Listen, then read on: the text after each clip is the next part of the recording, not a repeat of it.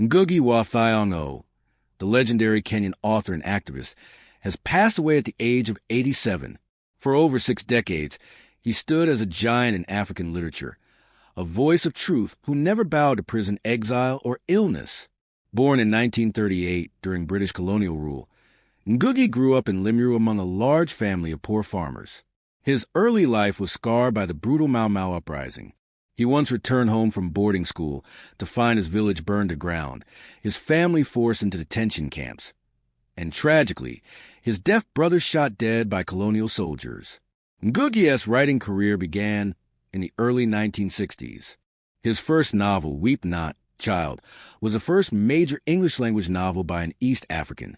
Encouraged by literary great Chinua Achebe, Ngũgĩ quickly rose to international acclaim with works like A Grain of Wheat and The River Between. But 1977 marked a turning point. Ngũgĩ abandoned his colonial name James and committed to writing only in Kikuyu, his mother tongue. His play I Will Marry When I Want was deemed too political by the Kenyan government, and he was jailed without trial. While in prison, he wrote Devil on the Cross on toilet paper, because that was all he had. Even after release, danger followed him. In 1982, while launching a book in London, he learned of a plot to assassinate him. Ngũgĩ entered exile, spending 22 years away from Kenya, teaching at universities like Yale and UC Irvine. When he finally returned, he was welcomed as a national hero, but was soon attacked in his home in what he called a politically motivated assault. Beyond his literary genius, Ngũgĩ became one of the most powerful advocates for writing in African languages. He challenged the dominance of English and French in African literature, famously asking, "What's the difference between a politician who says Africa cannot do without imperialism and a writer who says Africa cannot do without European languages?"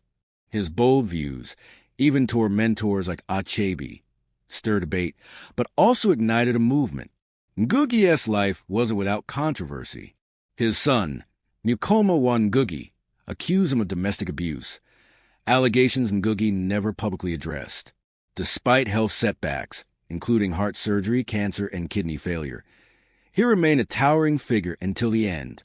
Ngũgĩ wa Thiong'o may never have won the Nobel Prize, but to millions, he was already a laureate of the people, a rebel with a pen, a fighter for language, and a voice for freedom.